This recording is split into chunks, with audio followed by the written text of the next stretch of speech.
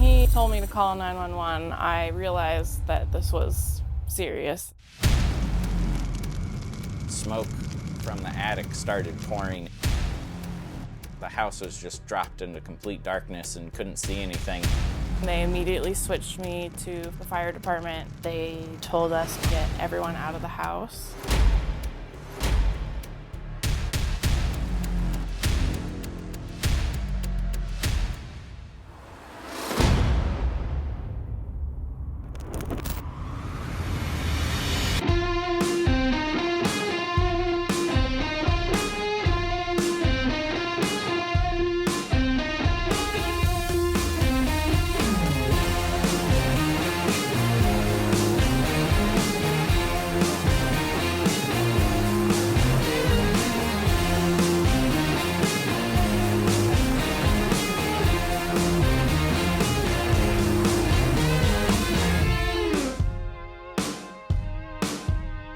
Hey guys! Hey, Hey, Michael.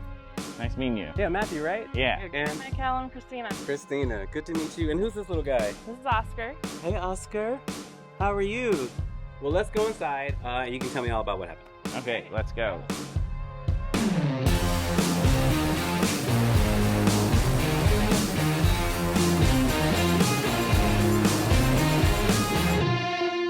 Thank you so much for having us in your home. I certainly appreciate it, but let's get to it, right? I am very interested in learning what happened. So talk to me. On the very early morning, about 12:10 a.m. on the 14th of August, I woke up, the house was really hot, our ceiling fan wasn't spinning, and then from down the hallway, I saw some orange, red, yellow flickery lights going on. Okay. We just got a new AC system installed, so I thought, you know, it was the thermostat letting me know, hey, your AC unit's not working. It was just brand new installed on the 8th of August. It was dark, looked up and saw that the return air duct had fire inside of it, and it was actually dripping down onto the carpet. You know, I was flipping all the switches, but nothing was turning on from, you know, this portion of the house, like all the way into the kitchen. I paused for a little bit, didn't know what was happening, and then yelled, "Our house is on fire." I feel like that's vaguely what I remember when I woke up, is him saying that and me not really comprehending what he was saying. And then I ran down the hallway, through this living room into the kitchen, opened up probably everything that I could open in there, looking for something, not knowing what I was actually looking for. Just until panic set in. I'm moving. Yeah. Okay. Until water. That's what I need. So I grabbed a frying pan because it was just in the sink. Right. And you're doing what? Oh yeah, I'm just throwing it up at the ceiling. I think the initial throw that I did probably got like 10% into the fire, 90% on myself. Got it. But the air duct is like right by the guest bathroom door, so I opened that up, ran inside, and then filled it back up with the sink there, and then The frying pan. Yes.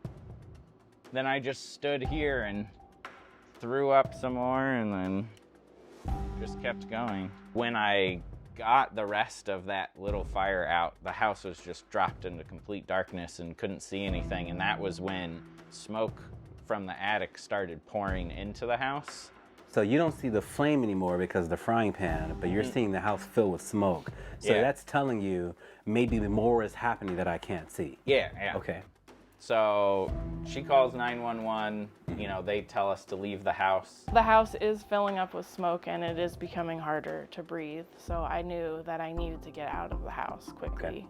Okay. So quickly putting on pants, then got Oscar and left the house. She left through the garage. I ran back into the bedroom and I grabbed my glasses, my phone, some clothes, and, you know, run down the hallway because now it's like really filling with smoke. Get out here, put it down, put my phone down with the light shining up, and then, you know, I still didn't know if the house was on fire, so I grabbed the sword. Yeah. And so then I just took it, you know, opened the attic access, shoved it over, climb up the ladder, and I look inside towards where I know that where the air handler is, and yeah, it's still on fire. So my frying pan situation. It didn't work. Okay. Yeah. Got it. So then I jumped down the ladder and run outside. A really humbling experience for me was being out of the house. So we had to go to Walmart the next day to get clothes because we couldn't get anything from the house. And I just felt like those judging stares, and you know, my clothes smelled like smoke. And it just made me realize that it's so easy to judge people based on how they look, but you don't know what their story is. You don't know what they're going through. And so it was eye-opening and just like a good reminder.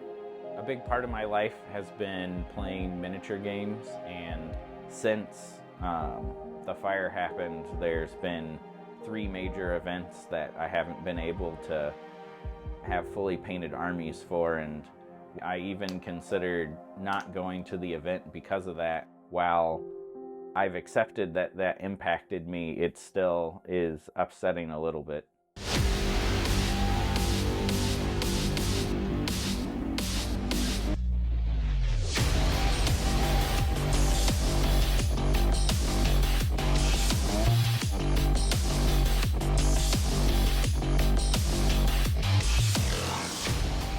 Alrighty, I'm Ray with Preferred Choice Restoration. I'm the project manager for the mitigation. I have Alfonso here with me as well. We are here in Gilbert, Arizona doing the initial inspection on a new fire loss, trying to help the homeowners out as much as possible. It has some electrical issue that is sparking damage, causing the loss. It was the air handler. Yes, I believe so. Okay, let's go take a look.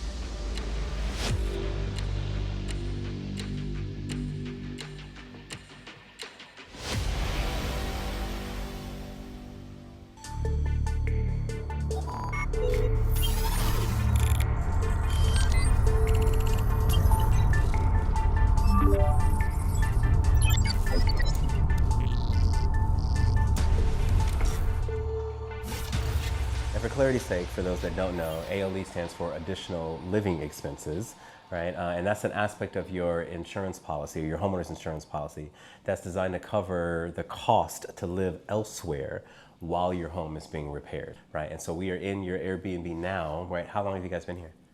Yeah, it'll be 3 weeks. How is your perspective of the process been as it relates to dealing with Preferred Choice Restoration? It's been really good. I like that they take care of everything, so it's just like a one-stop shop. And I really like Ray. I feel comfortable with him being in charge of our case and just taking care of us. Even when we were out of town, like I had a couple of packages delivered to the house, and he offered to stop by real quick and put the package inside. So that was really sweet of him. You have a fire that impacts your home, right? There's a board up that may need to happen to secure the house. There's some mitigation that needs to happen. And then a contents company comes and removes items from the house, right? Decides what items are salvageable, right? Which means can be restored basically, and what are non-salvageable, which we need to get rid of and discard. In the beginning, there was a lot happening. Now it's kind of slowed down a little bit. The pack out's done, and my big project is to go through all the non-salvageable items and put values on them so that the insurance can properly compensate us for our loss.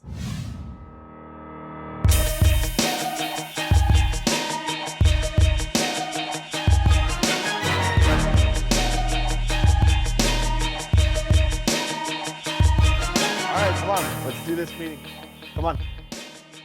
Yeah. Let's get this done. I got stuff to do. Ray, I know. did you forget the iron at home, or is your shirt's all wrinkly, bro? Come on, Shut bro. up with the freshly wrinkled shirt. Sorry guys, we have another job. We have updates on Bucher real quick. I do. So we got the estimate back from the insurance company. There's a difference right now, so I have to go through. Yeah. I think it's more than likely it's just some things that they have listed as open items that we probably put in to replace. Okay. So I'll reach out to the adjuster after I've had a chance to review it and pinpoint where those differences are. Okay. So you're in the process where you are then researching to figure out what you paid from a retail perspective on every single item. Right. How's that been? Good times? Yeah, it's been a little rough. I get overwhelmed very easily, so it took me a while to even just process. And then also, I'm getting a visual of things that we've lost, whereas before it was just, I mean, it just wasn't in my mind, like wasn't in front of my face. Yeah. So, but now I'm seeing pictures of things that got thrown away that I didn't have any say in the matter, and it was hard. It is hard. So when can we start the demo? This one, I think we're going to be good to go here real soon. I told Fernando that I would review Like real this soon, today. like I should be able next to have week or Fernando. real soon, like- I should be able to have an answer to Fernando if we have an agreed scope by the end of today. Okay, Yeah. thank you. So as far as the rebuild process is concerned, right, I know you mentioned that they recently did the pack out, so they cleared everything out of the house. What's next, right? What is preferred choice communicated? Just this last week, the insurance company removed any items that they still needed from the house to do their investigation, and then they've released the house to, move on to the next stage. So they gave approval to begin next steps. yeah, flood watch in 40 minutes. I should text all my roofers. Look at that. Yeah, I'll text all the roofers. And Ray. How you doing? Good morning. Good news on the Bucher Family estimated completion time for the mitigation is mid of next week, so we should be ready for the reconstruction here pretty soon. Yay, good job! Yes, ma'am.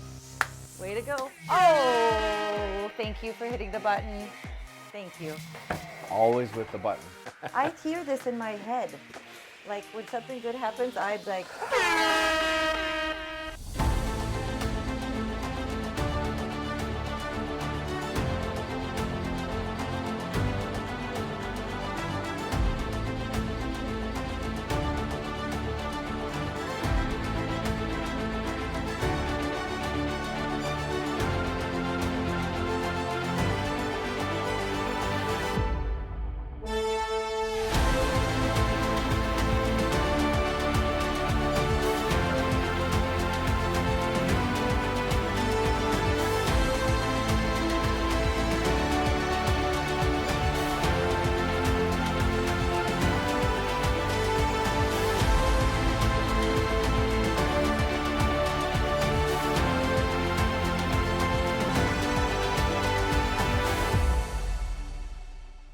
My family's just been really supportive, and if we need anything, they're there, and they're just very grateful that we were all okay. What words of advice would you give someone who's going through a fire loss for the first time?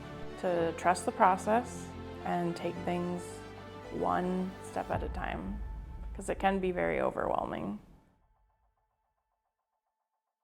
So are we going to Sedona this weekend or next weekend? I was thinking next weekend. Because they'll all be here. Yep. Oh, just a second. Oh, got a new fire job. Patrick Donovan, Phoenix. Oh yeah. There's a fire. It was a big deal. It was a big f***ing deal. The house almost burned down, you know? As soon as I got into the house, my first concern was the dog. Like, oh my gosh.